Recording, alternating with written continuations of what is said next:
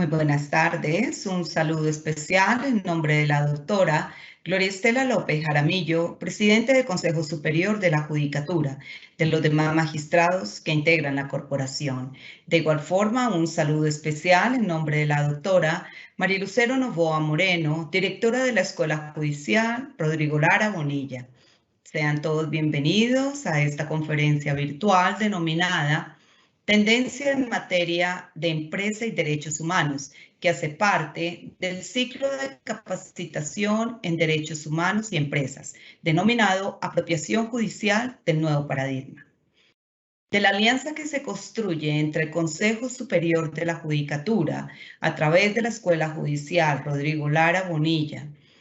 y la Cámara de Comercio de Bogotá, junto a la Corporación Judicial Excelencia en la Justicia, que tiene como finalidad promover, reflexionar y presentar debates sobre la libertad de empresa y el acceso a la justicia en Colombia, se ha diseñado este segundo ciclo de capacitación judicial denominado Derechos Humanos y Empresas, Apropiación Judicial del Nuevo Paradigma.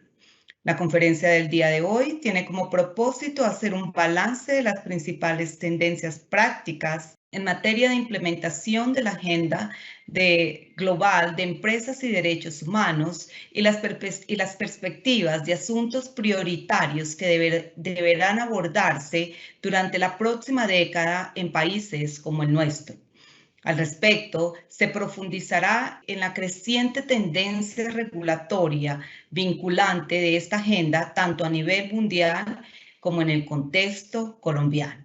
El día de hoy tenemos el gusto de contar con la doctora Natalie Sarmiento El Jadwe, politóloga magna cum laude de la Universidad de los Andes, magíster en Ciencia Política y Estudios de Seguridad de University College London, Reino Unido, donde estudió como becaria Chevening. Ha sido asesora de la Alta Consejería para el Postconflicto, Derechos Humanos y Seguridad, donde ella misma lideró la formulación del marco de empresas y construcción de paz, la estrategia de lucha contra la corrupción para el posconflicto y la promoción del control ciudadano a la implementación de los acuerdos de La Habana. Actualmente, la doctora Natalie se desempeña como directora de Empresas y Derechos Humanos de la Fundación Ideas para la Paz. Tan pronto termine la exposición, nuestra conferencista invitada el día de hoy dará respuesta a las preguntas que se formulen a través del chat de participación. Las inquietudes técnicas que resulten sobre registro, conexión y evaluación de esta actividad serán atendidas con muchísimo gusto por servidores de la Escuela Judicial. Doctora Natalie, es un gusto tenerla hoy con nosotros. Bienvenida, tiene el uso de la palabra. Buenas tardes, muchísimas gracias por invitarme a este espacio. Es todo un honor acompañarles. En primer lugar, saludar a la señora presidenta del Consejo Superior de la Judicatura, doctora Gloria Estela López Jaramillo, a la directora de la Escuela Judicial Rodrigo Lara Bonilla, la doctora María Lucero Novoa Moreno, y extenderle un saludo muy especial a todas las personas conectadas a esta conferencia. Con eso dicho, voy a empezar a proyectar una presentación de base que estaré utilizando el día de hoy para guiar los contenidos previamente introducidos. Espero que ya la puedan observar en este momento. Entonces, la manera en que he previsto la organización de los contenidos del día de hoy es recordar algunos antecedentes que hacen parte de lo que han podido vivir a lo largo de este ciclo de formación dentro de la escuela. Luego quisiera adentrarme en el balance de tendencias prácticas, ¿no?, que está ocurriendo ya en la implementación como tal de todos estos asuntos de empresas y derechos humanos cuyo recorrido han venido haciendo a lo largo de varias sesiones. Destacar una serie de asuntos prioritarios asociados con estas tendencias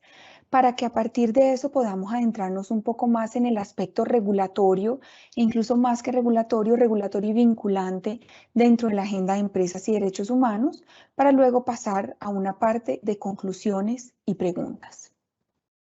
Con eso dicho, entonces quisiera activar o referirme brevemente a los antecedentes de este espacio, que son muy importantes porque para efectos de mi intervención, pues me estoy apalancando sobre ellos para efectos de plantear los distintos contenidos que he preparado para ustedes el día de hoy. Entonces, sé que han tenido un recorrido alrededor de lo que es la conducta empresarial responsable, como una gran agenda que hoy está incidiendo en la sostenibilidad y competitividad de los negocios, también que han visto los principios rectores sobre las empresas y los derechos humanos de las Naciones Unidas, que se han adentrado a la obligación empresarial de respetar los derechos humanos en el contexto de sus actividades en o a través de lo que se conoce como el proceso de la debida diligencia empresarial de los derechos humanos y que también han abordado aspectos como lo son la naturaleza jurídica de los principios rectores y también la perspectiva de género de dichos principios. Entonces, por eso estas imágenes acá un poco recorren ese camino que se ha vivido y yo hoy entonces quisiera situarme muy desde el ángulo de lo que observan en sus pantallas en la parte inferior derecha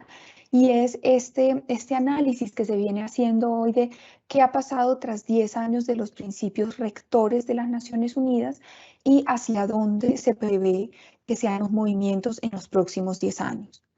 Cabe recordar que esta iniciativa del balance de los principios rectores y la hoja de ruta hacia adelante, si bien está siendo liderada por la Alta Comisionada de las Naciones Unidas para los Derechos Humanos, cuenta con un respaldo importante de gobiernos como el de Alemania, el de Suiza, y también allí están participando otras agencias de cooperación internacional, como lo es el Programa de las Naciones Unidas para el Desarrollo, PNUD.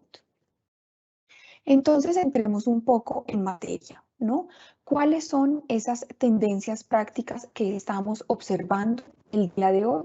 alrededor de los asuntos de empresas y derechos humanos y particularmente los principios rectores de las Naciones Unidas que seguramente tanto han escuchado en sus últimas sesiones?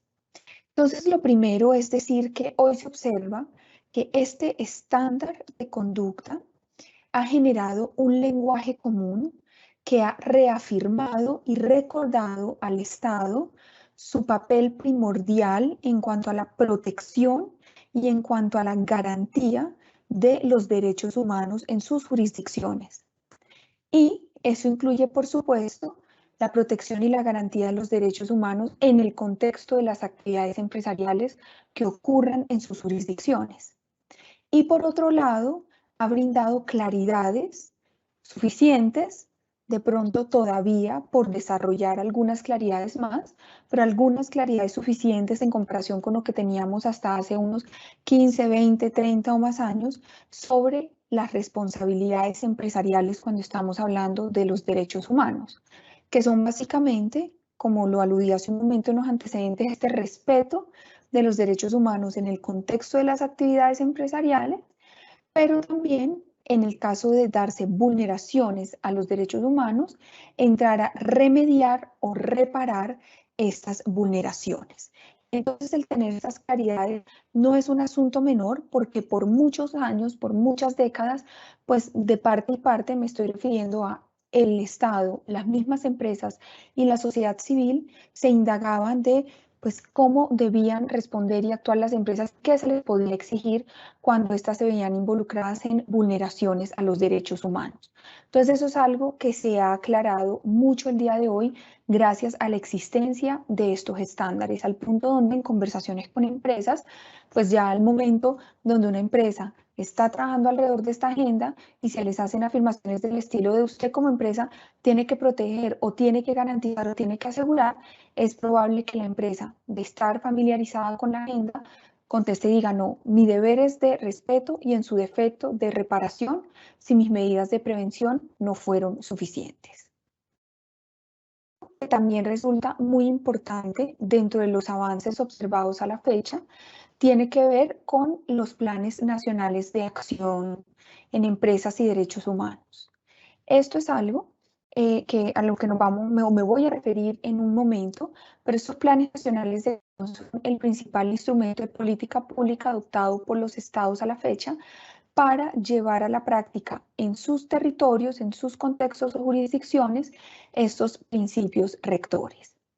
Y si bien en un momento me referiré un poco más en detalle a ellos, quisiera decir cómo estos instrumentos, que existen al menos 31 en 27 países, han ayudado a que estos estados que cuenten con este tipo de política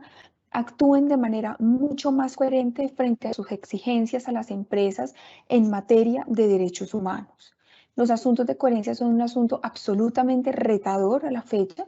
de tal forma que el tener alguna hoja de navegación que permita que dentro de un mismo Estado y sus distintas instituciones se establezca cómo actuar, qué esperar, qué exigir y cómo exigirlo dentro de las empresas, no es un asunto menor y, por supuesto, hace parte también de los retos existentes a la fecha. Lo tercero que podría destacar en este momento tiene que ver con el logro tras 10 años de un poco movilizar al sector empresarial a pasar de la filantropía convencional, es decir, más una lógica de donaciones, de una actuación social donde básicamente pues, se atendían asuntos que no necesariamente impactaban las necesidades estructurales de la sociedad. Esta lógica ha venido dando paso más bien a una conducta de las empresas basadas en la rendición de cuentas y esta rendición de cuentas sobre todo atada a este sentido de la responsabilidad de lo que significa actuar con la debida diligencia, pero también asumir las consecuencias de cuando esta debida diligencia no ha sido adecuada o no ha sido suficiente y se han afectado los derechos. Entonces, esto también, ¿no? Teniendo en cuenta pues, la denominación de este espacio y los cambios de paradigma, esto también es un gran cambio de paradigma dentro del sector empresarial, quizás acostumbrado a referirse a la filantropía, a la responsabilidad social, pero ya hoy el lenguaje es un lenguaje de la debida diligencia, de la conducta responsable y, por supuesto, de la atención a los asuntos de derechos humanos.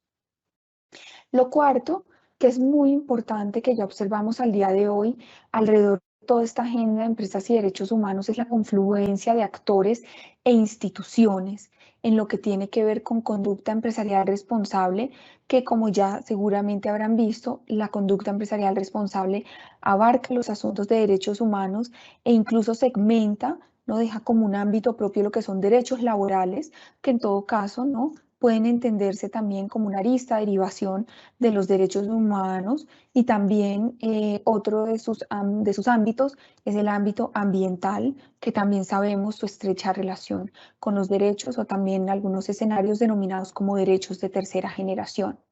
Pero entonces esto, digamos, también en un sentido pragmático, esta confluencia en que se observa. Entonces tenemos que, en primer lugar, estos principios rectores de las Naciones Unidas fueron rápidamente acogidos por la OCDE, quienes emitieron una versión actualizada de las líneas directrices para empresas multinacionales, refiriéndose a su alineación como OCDE con los principios rectores, pero también está la alineación desde la norma ISO 26000 relativa a la responsabilidad social, la Declaración Tripartita de Principios sobre las Empresas Multinacionales y la Política Social que revisó la OIT en el 2017, el Pacto Global de las Naciones Unidas, el ICMM, que es, digamos, el centro que agrupa a las empresas de minería a nivel global, también la agremiación de cámaras de comercio internacionales, la Organización Internacional de Empleadores. Todos disponen de mecanismos o declaraciones que confluyen o que dicen expresamente que se acogen a los principios rectores. También aquí, por supuesto, hay desafíos donde, por ejemplo, si miramos las declaraciones de la Organización Internacional de Empleadores y de la Organización Internacional de Cámaras de Comercio, todavía no es un requisito de ingreso de sus miembros que estos estén implementando la debida, pero en todo caso, estos pasos progresivos de alineación son muy significativos en el contexto de ver la relevancia y el impulso que tiene esta agenda el día de hoy y la utilidad que le están encontrando a los principios rectores de las Naciones Unidas. Y un quinto punto que quisiera destacar en este momento se corresponde con el compromiso de las empresas con los derechos humanos. En este sentido, quisiera comentarles cómo dentro de los estudios realizados a la fecha, se ha encontrado que las empresas que están basadas en países que se encuentran en la OCDE son las más propensas a comprometerse con los principios rectores de las Naciones Unidas. De hecho, en una evaluación que se hizo en 2019 de 50 empresas que cotizaban en las bolsas de Filipinas, de Indonesia, de Malasia, Singapur y Tailandia, por ejemplo, se encontró que cerca de un 37% ya estaba comprometida públicamente en respetar estos derechos. Sin embargo, ¿no? También para empezar a introducir esos matices, en general, el número de empresas que está comprometida implementando los asuntos relativos a esta agenda, pues sigue siendo bajo en comparación con el universo en general de empresas que existen en el mundo, ¿no? Esto, digamos, para destacar algunos aspectos pues, muy positivos que se están observando al día de hoy. Si ya entramos en dónde están, por ponerlo en algunos términos, las debilidades o las oportunidades de mejora, quise acá separarlas un poco también en la línea de los tres principales pilares de los principios rectores, como lo es las responsabilidades estatales, las empresariales y lo que tiene que ver con acceso a remedio que le corresponde a ambos actores previamente mencionados. Entonces, frente a lo primero, ¿no? En cuanto a oportunidades de mejora en lo que tiene que ver con el Estado, hay al menos dos asuntos que hoy resuenan en esta perspectiva de mirada también hacia atrás. Por un lado, la existencia de pocos planes nacionales de acción en empresas y derechos humanos. Recordemos que les decía, este es el principal instrumento a la fecha de los estados para materializar los principios rectores de sus jurisdicciones, donde considerando el universo de estados que incluso hacen parte de organizaciones como las Naciones Unidas, solo 27 han contado con este instrumento. Hay 31 planes nacionales de acción a nivel global y la razón por la cual difiere esta cifra de 27 a 31 es porque 4 de estos planes corresponden a actualizaciones de esta política. Me estoy refiriendo a Reino Unido, a Suiza, a Luxemburgo y a Colombia. Entonces, ahí digamos hay un llamado e incluso también frente a los planes existentes, es decir, estos 31 que he venido mencionando, pues se ha considerado muy importante mejorar su calidad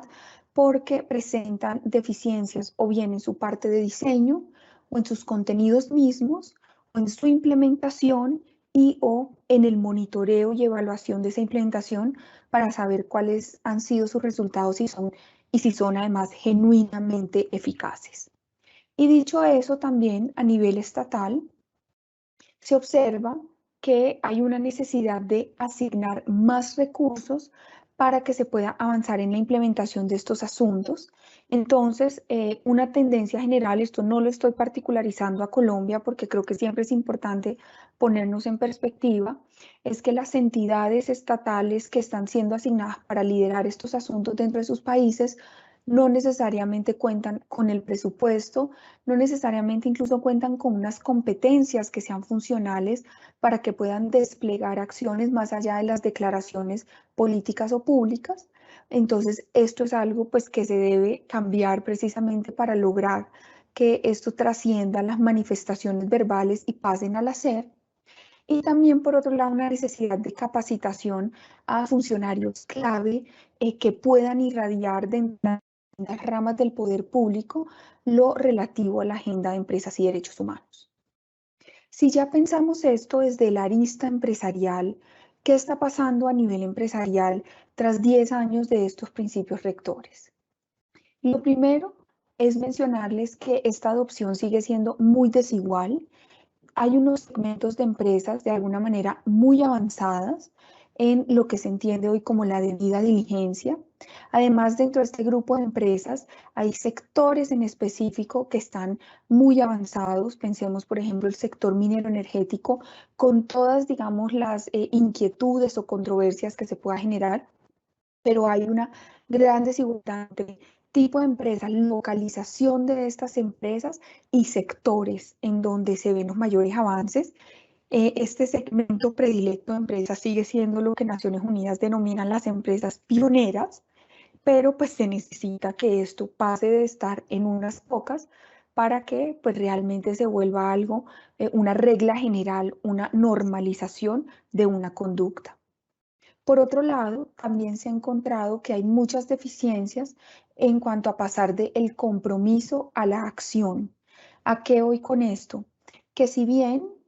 muchas más empresas que hasta hace 5 o 10 años tienen compromisos en derechos humanos, este compromiso no necesariamente se está transformando en acciones concretas, ¿no? Entonces quisiera referirme brevemente a un instrumento que se llama el Corporate Human Rights Benchmark, que esta es una medición que viene saliendo desde el 2017, que busca cubrir a las 500 empresas más grandes del mundo. Por el momento viene midiendo 4 sectores de la economía: el extractivo, textiles y prendas de vestir, agricultura, y el año pasado incorporó a la industria de automóviles. Y decir que hasta el momento, pues este benchmark viene cubriendo a 229 de esas 500 empresas a donde quiere llegar, y decir que, por ejemplo, de estas empresas evaluadas, el 46.2% no obtuvieron ningún tipo de resultado o de puntaje en los indicadores del benchmark relativos a la debida diligencia. Entonces, esto es muy diciente sobre que pueden tener unos compromisos políticos muy robustos, pero no necesariamente están pasando a la acción. Lo otro es esta expansión geográfica, una necesidad de expansión geográfica. Vemos hoy una gran concentración, por ejemplo, en Europa, progresivamente, también lo vemos en América Latina, progresivamente en algunos países como lo es Canadá, lo es algunos países africanos, algunos países asiáticos, pero con una enorme concentración en algunas partes del globo, cuando nuevamente pues, los negocios están todos interconectados. Y se necesita entonces entender nuevamente que esto es una regla general y no solo para algunos contextos. El otro aspecto bastante retador tiene que ver con las pequeñas y medianas empresas. En Colombia, pensemos, cerca de un 90% de nuestras empresas son de esta naturaleza, pero por distintas razones, bien por capacidad financiera u otros,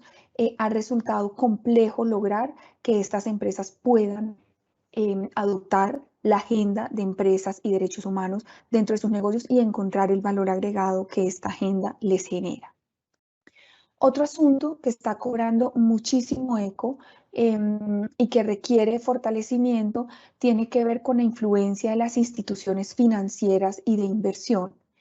Por el momento se ha observado que los proyectos financiados por instituciones, grandes instituciones globales que cubren proyectos de desarrollo o las grandes corporaciones financieras internacionales sigue siendo escasa.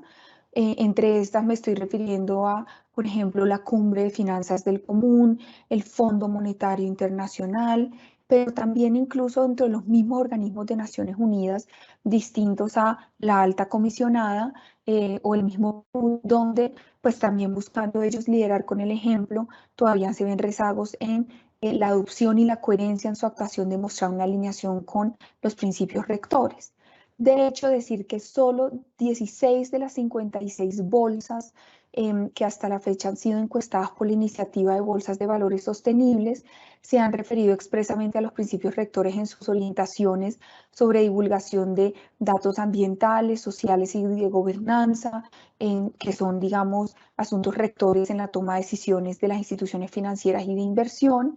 Y aquí, digamos, el desafío clave es que la mayoría de actores financieros no relacionan estas normas y procesos de derechos humanos con estos criterios ambientales, sociales y de gobernanza, porque hay una falta de comprensión en este sector sobre cuál es el reflejo de los asuntos de derechos humanos en este tipo de criterios. También, digamos, mencionar que hay algunas, digamos, señales de progresos en algunos actores, ¿no? Por ejemplo, de algunos actores del sector financiero. Se ha encontrado, por ejemplo, dentro del Bank Track que hay más bancos al día de hoy que tienen políticas de derechos humanos, pero, por ejemplo, solo 4 de cada 5 bancos cumplían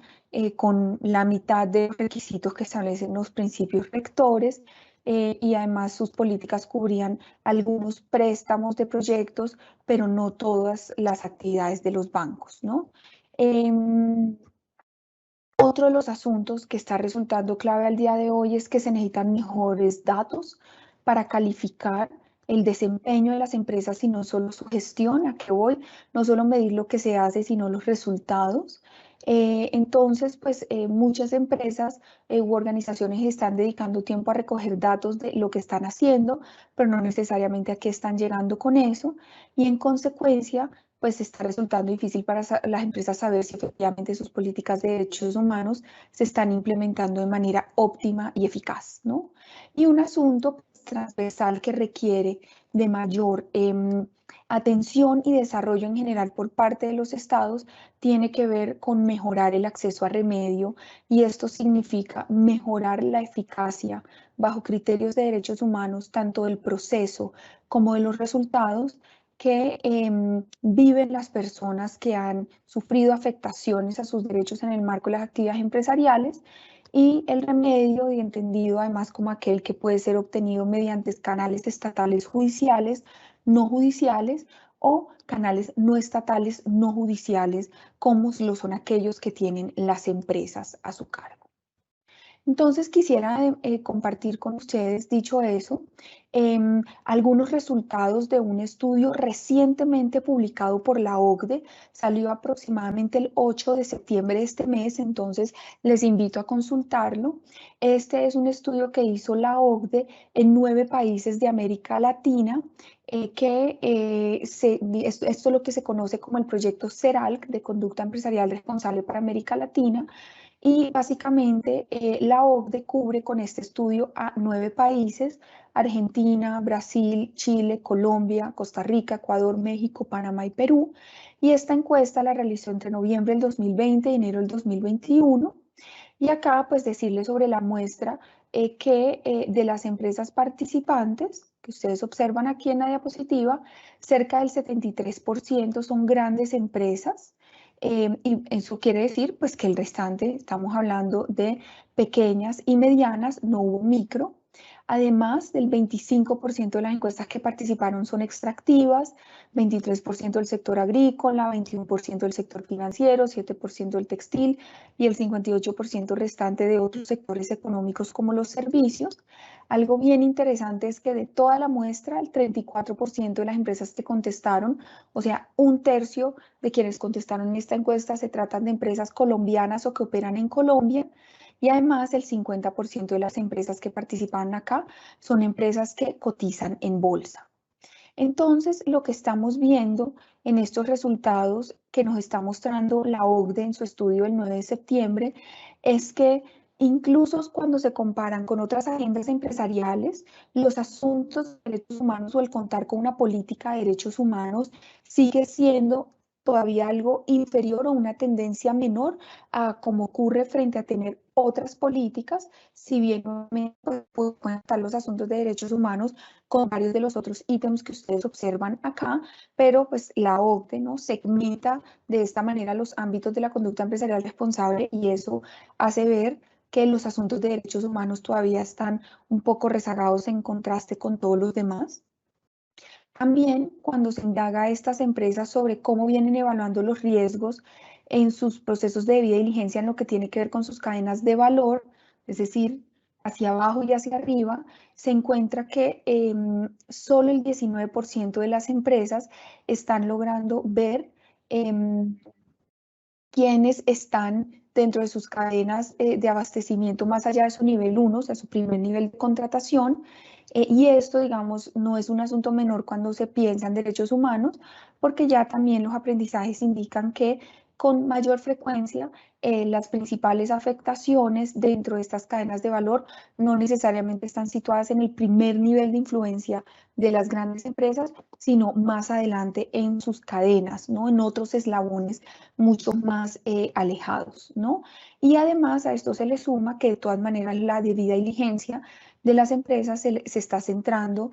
principalmente en un segmento de lo que se pueden considerar los proveedores o socios comerciales de alto riesgo, lo que también genera como unos vacíos de un mayor entendimiento de qué está pasando con el resto de las cadenas de valor en lo que tiene que ver con los derechos humanos. Y recordemos que las cadenas de valor pues mueven más del 90% del comercio mundial y pues nuestros países no son la excepción, ¿no? Esto también es sugestivo, digamos, sobre qué tanto están midiendo las empresas su trabajo en cuanto a derechos humanos y los otros ámbitos de conducta empresarial responsable. Y acá ustedes observan, ¿no?, que sigue siendo, digamos, predominante la realización de auditorías y la entrega de certificaciones, si bien también hoy hay muchos cuestionamientos sobre qué tanto estas auditorías realmente están entrando en el corazón de las discusiones y están además contribuyendo a que haya una lógica más colaborativa y menos punitiva para asegurar, como dice el lema de los Objetivos de Desarrollo Sostenible, que no se quede nadie atrás, es decir, que no se vayan quedando empresas atrás, sino que aquellas que van hacia adelante jalonen aquellas que tienen relación con la misma para efectos de lograr estos efectos bondadosos o en cadena frente a la gestión de asuntos como lo son los derechos humanos. Si miramos entonces cuáles son los retos, los principales retos que han destacado estas empresas que participaron en el estudio de la OCDE, debido al contexto del COVID-19, no deja de llamar la atención que, en contraste con lo que estamos viendo previamente, los principales retos los están encontrando en los asuntos de derechos humanos, en asuntos de derechos laborales, seguido de lo que es el medio ambiente. Y entonces, pues también podemos preguntarnos, bueno, ¿y qué digamos de los derechos humanos? Y creo que para nadie en este escenario es sorpresa que la pandemia ha elevado o exacerbado condiciones seguramente preexistentes en nuestra sociedad de discriminación a determinados grupos, la incitación al odio, la xenofobia, ataques o retornos forzosos de refugiados, maltrato a migrantes, violencia sexual y de género, unos accesos limitados a la salud, limitaciones y retrocesos en derechos sexuales y reproductivos, entre otros. De ahí que también hay algunos que afirmen que el COVID-19 ha sido no solo una crisis en sí misma de salud sanitaria, sino una crisis como tal de los derechos humanos. Entonces, aquí, digamos, esto también es sugestivo de pues, la creación o afianzamiento de una necesidad dentro del sector empresarial frente a actuar frente a los derechos humanos. Y en cuanto entonces, ¿no?, esas necesidades que están pidiendo las empresas para avanzar en esta agenda, no deja de llamar la atención que 7 categorías incorporadas en ese análisis de la OCDE, 5 de las 7 se corresponden a necesidades de formación frente a asuntos de conducta empresarial responsable, debida diligencia, derechos humanos u otros. Si bien, digamos, también hay un llamado no menor a contar con herramientas que contribuyan a hacer muy práctica esta debida diligencia, ¿no? Entonces, aún después de 10 años, estamos también en un punto esencial, como lo es un punto de formación, pero también reitera como la importancia de este tipo de espacios como en el que estamos compartiendo el día de hoy. Entonces, con eso dicho, ¿no?, quisiera como entrar en un aspecto particularmente clave que se está viendo subyacente tanto a estos avances como a estos desafíos dentro de la agenda de empresas y derechos humanos, y es la creciente tendencia regulatoria. Es decir, la responsabilidad empresarial de respetar los derechos humanos mediante la debida diligencia está siendo cada vez más integrada en la legislación o en las legislaciones de distintos países. Y en ese sentido, como bien lo ha afirmado las Naciones Unidas o el Grupo de Trabajo de Empresas y Derechos Humanos de las Naciones Unidas, hoy ya la pregunta no es si sí o si no hacer efectivos requisitos obligatorios, sino de qué manera llevar esto a cabo y cuáles podrían ser las consecuencias de optar por una u otra forma de regulación, ¿no? Entonces ahí lo que ven un poco es el flujo de este punto de partida de los principios rectores o de la actuación empresarial en derechos humanos, de la práctica de unos pocos, ¿no?, quizás esos pioneros de los que hablaba hace un momento, a que haya una aceptación más amplia de estos principios rectores, que es algo que en todo caso se ha visto en la última década, si bien también sugería que pues todavía no es significativo en comparación con el número global de empresas que existen, a pasar a ser de esto una norma voluntaria, a pasar a ser de toda esa agenda normas o norma obligatoria, ¿no? Y esto necesariamente nos recuerda algo que ya estaba previsto desde los principios rectores de Naciones Unidas, particularmente desde el principio rector número 3, donde ya se invitaba a los estados a adoptar una combinación inteligente de medidas para asegurar la implementación de los principios rectores. Esto significa ir más allá de lo que hoy sigue siendo la regla, que son las medidas voluntarias como la sensibilización, la capacitación y la promoción de buenas prácticas, para acogerse a otro tipo de instrumentos pues, que hacen parte de la autonomía y la competencia regulatoria que tienen los estados, ¿no? Y decir entonces que en razón de eso, lo que se observa también en materia regulatoria es que se ha pasado de legislar procesos más puntuales en materia de derechos humanos. Pensemos, por ejemplo, las distintas leyes o normas sobre esclavitud moderna, a pasar a cubrir todo el espectro de la debida diligencia, como ocurre en Francia, y cubrir más sectores y más derechos, ¿no? Entonces, permítanme como adentrarme un poco en esto. Esta imagen que ustedes observan a continuación es una imagen ilustrativa de todo el movimiento que se viene dando alrededor de las tendencias regulatorias en materia de empresas y derechos humanos.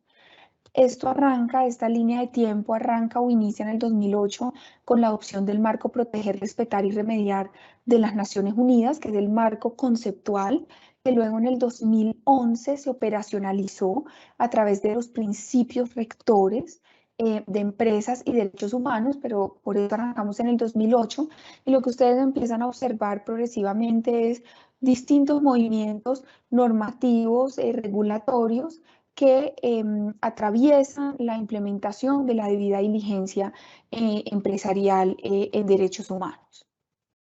Con eso dicho, entonces, por ejemplo, la ley sobre el deber de vigilancia de las empresas matrices y de subcontratación aprobada en Francia en 2017, es decir, hace 4 años, fue la primera medida nacional que legisló la debida diligencia de las empresas en derechos humanos en todos los sectores y todas las aristas de derechos humanos. También mencionar que otros países como Alemania, Países Bajos y Noruega están avanzando en una legislación similar en este 2021 y sus respectivos parlamentos están examinando leyes sobre debida diligencia en derechos humanos y medio ambiente en las cadenas de suministro. También bloques regionales como la Unión Europea están avanzando en una directiva intersectorial obligatoria sobre debida diligencia en derechos humanos y medio ambiente. La Comisión Interamericana de Derechos Humanos recomendó en 2019 que sus Estados miembros adoptaran la debida diligencia obligatoria. A nivel internacional, el Consejo de Derechos Humanos de las Naciones Unidas creó en 2014 un grupo de trabajo intergubernamental con el mandato de elaborar un instrumento internacional jurídicamente vinculante que exija a los estados parte de la aplicación de las medidas obligatorias de debida diligencia en derechos humanos y cuya tercera versión ya está en circulación desde el pasado mes de agosto, ¿sí? Y también sobre esto, ¿no? Plantearles que aunque la tendencia de regulación es clara, muchos estados aún no han querido avanzar o no han podido avanzar en la materia, algunos incluso argumentando que el generar este tipo de regulación puede poner a sus empresas nacionales en desventaja, como fue el caso reciente del gobierno suizo, ¿no? En general, además,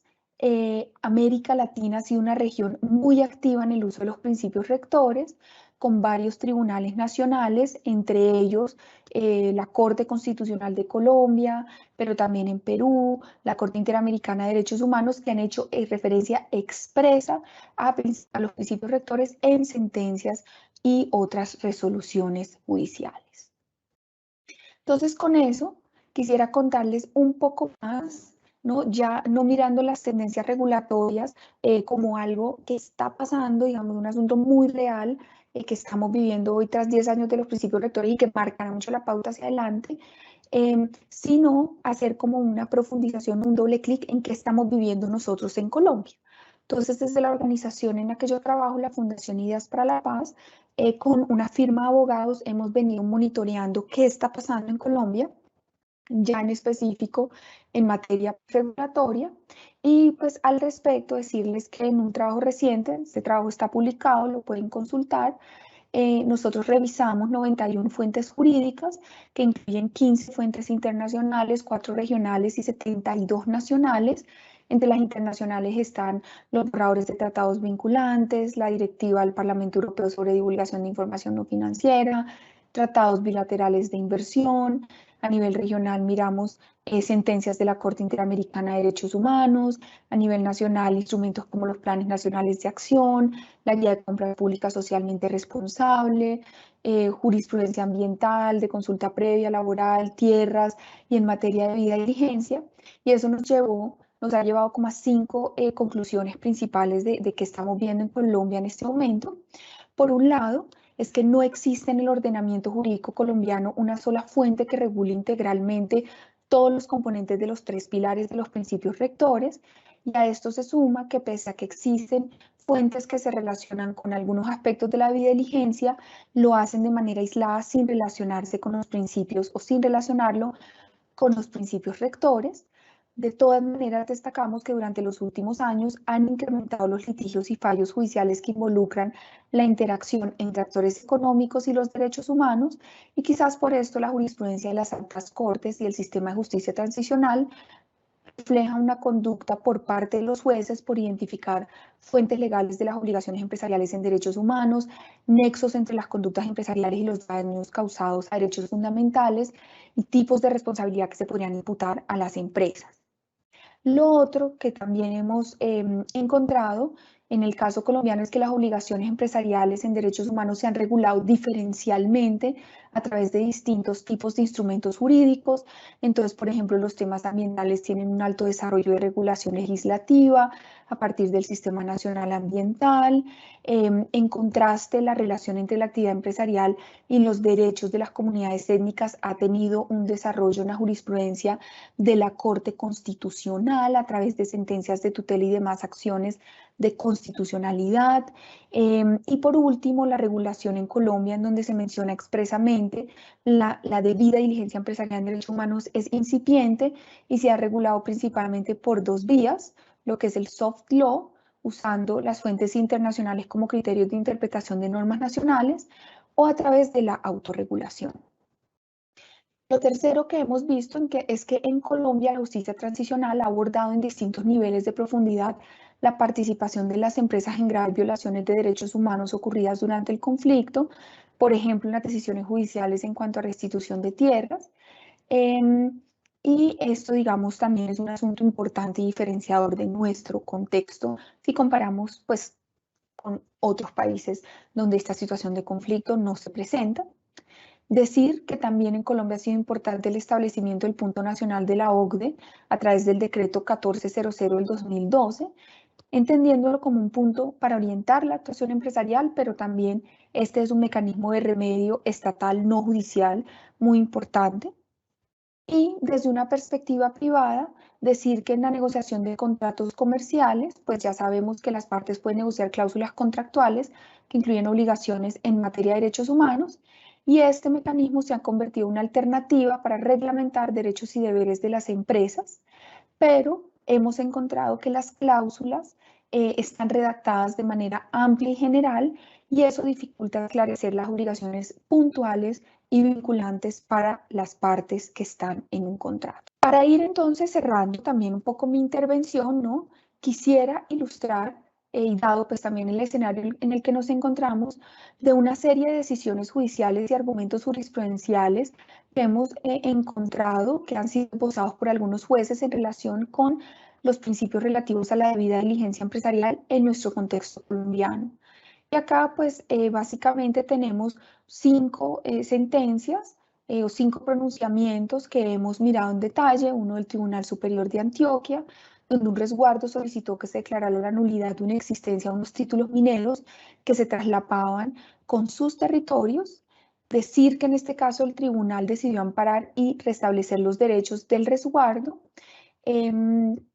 Y si bien la sentencia no habla específicamente de la debida diligencia empresarial en derechos humanos, deja claro que las empresas deben consultar a las comunidades antes de empezar a ejecutar sus proyectos y ya de por sí los principios rectores de las Naciones Unidas establecen el carácter preventivo de dicha debida diligencia. Ahora bien, esta es una primera sentencia del año 2014, ya en el 2018, como me referí en un momento, la Corte Constitucional conoció explícitamente la consulta previa como un paso para cumplir con la debida diligencia empresarial en derechos humanos.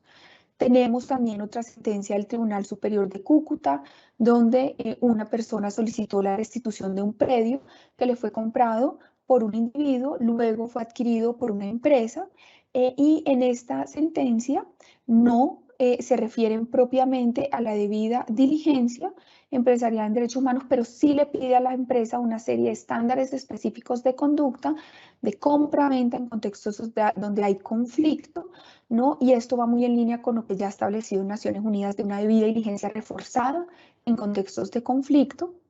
También tenemos la sentencia T732 del 2016 de la Corte Constitucional, donde un demandante solicitó la protección a sus derechos de vivienda digna, integridad personal y a la vida que fueron afectados por una empresa.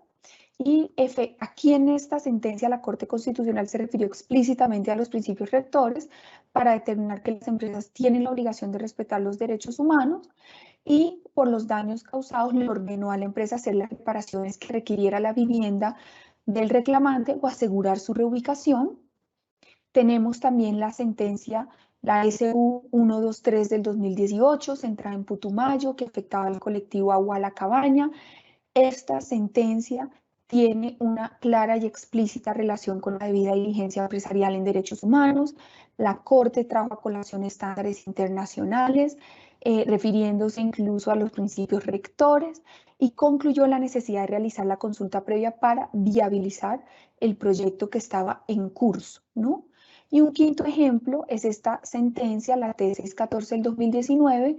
donde el resguardo provincial manifestó que la operación de Cerrejón generaba permanentes afectaciones de material particulado, ruidos, etc. Y en este caso específico, la Corte Constitucional solicitó a la empresa actuar con especial cuidado y diligencia ante la magnitud de sus daños,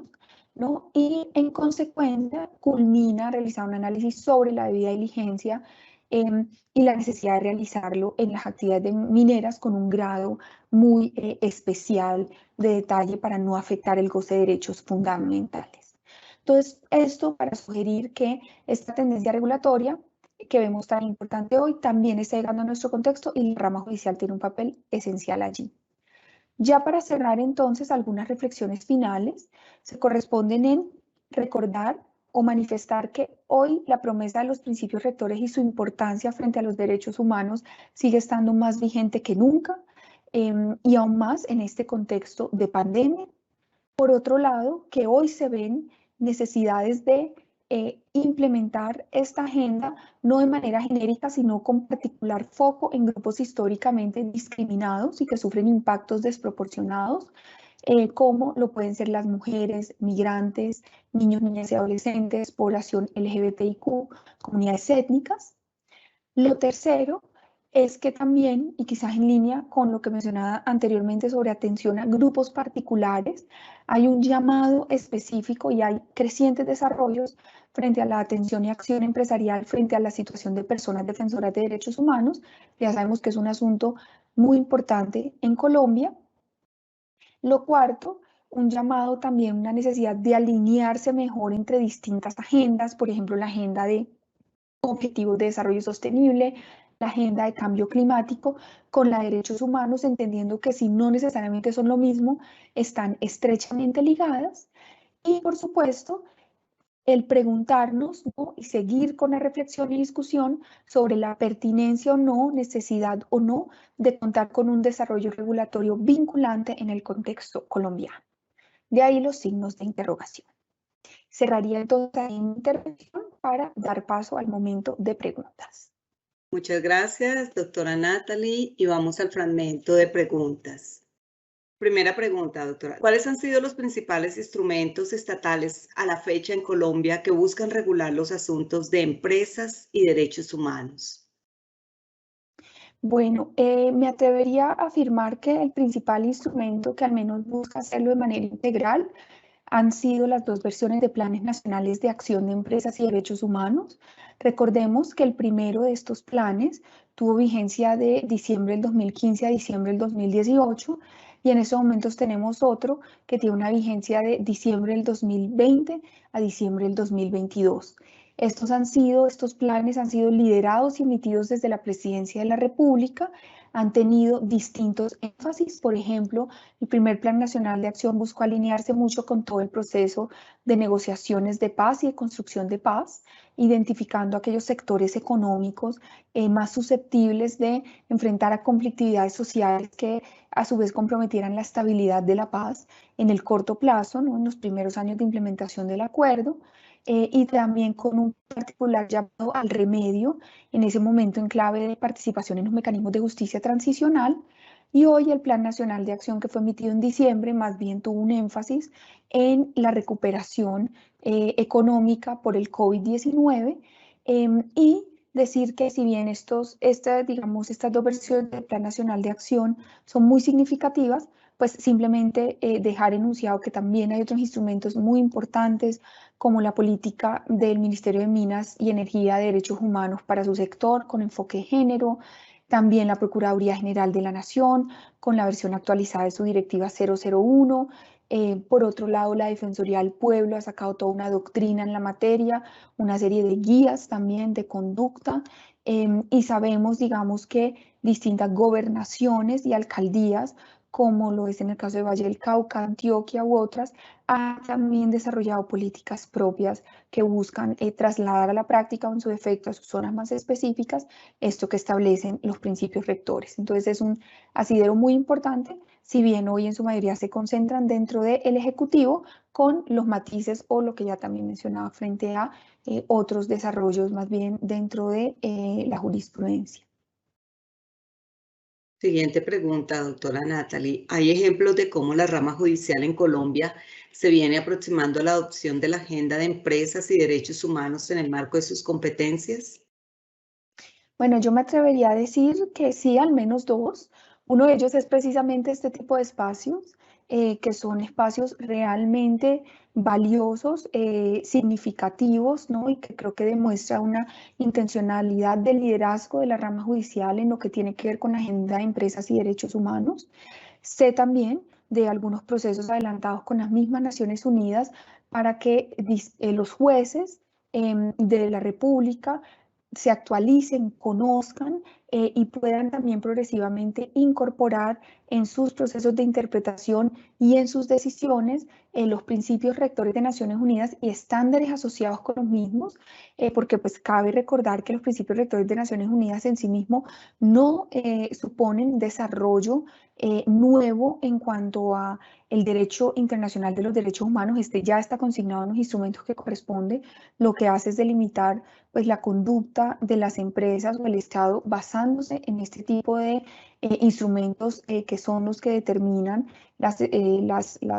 digamos, los derechos que deben satisfacerse en el marco pues, de estas operaciones empresariales.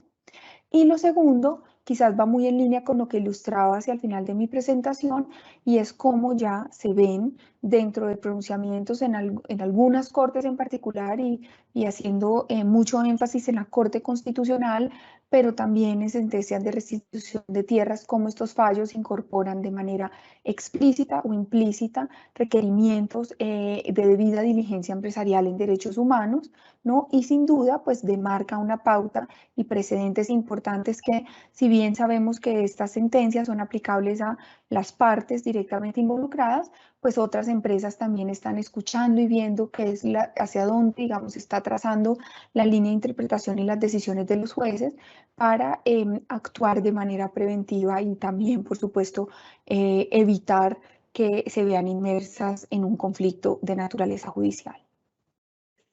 Y la última pregunta, doctora Natalie, ¿existe alguna relación entre las obligaciones empresariales en derechos humanos y su participación en mecanismos de justicia transicional? Sí, efectivamente las existen. Existen esa relación con matices entre países, por supuesto, ni más faltaba, pero quisiera ahí sobre eso, entonces hacer como dos menciones también muy específicas, más atadas a nuestro contexto. Lo primero de ello es que las mismas Naciones Unidas, como resultado de sus análisis y derivaciones de los principios rectores hacia noviembre del año pasado, sacó un documento donde elabora qué se espera de las empresas en entornos de conflicto, de transición hacia la paz y de justicia transicional. Y allí pues se habla de los derechos a la verdad, a la justicia, a la reparación y a la no repetición. Y en consecuencia, en contextos de conflicto armado, básicamente lo que se está sugiriendo allí es que así como de manera amplia para cualquier entorno se solicita a las empresas o se establece en cabeza de las empresas la obligación de respetar los derechos humanos consignados en los distintos instrumentos del derecho internacional, pues en este tipo de contextos respetar los derechos humanos abarca no solo velar por el DIH, ¿no?, dentro de las actuaciones empresariales, sino también contribuir a los esfuerzos de verdad, justicia, reparación y no repetición que se materializan en las instituciones de justicia transicional, como tenemos en países como Colombia, ¿no? Entonces, de ahí un especial llamado a que las empresas de manera proactiva aporten a esos esfuerzos, entendiendo que es un beneficio conjunto que pues, los países puedan superar sus situaciones de conflicto. Dicho eso, ¿no?, uno de los desafíos que hemos encontrado es que en Colombia también, pues en tanto quienes enfrentan procesos, al menos en lo penal, se trata de personas naturales y no jurídicas, no existe hasta el momento algún instrumento como tal que pueda establecer responsabilidades para las empresas, ¿no?, como colectivo en estas instancias de justicia transicional. Y en esa medida, ¿no?, pues también nos encontramos con escenarios como el de hoy, donde hay una participación voluntaria, en ocasiones escasa o en ocasiones parcial, del sector empresarial en los mecanismos que están activos, ¿no? Si bien el llamado también va a que pues, se hagan más partícipes y se involucren en ellos a partir de estos distintos estándares existentes a la fecha. Un agradecimiento muy especial a la doctora Natalie Sarmiento El Jadue por su clara y ponderada explicación sobre las tendencias prácticas en materia de implementación de la Agenda Global de Empresas y Derechos Humanos y las perspectivas de asuntos prioritarios que deberán analizarse en el futuro próximo. De nuevo, doctora, nuestros agradecimientos.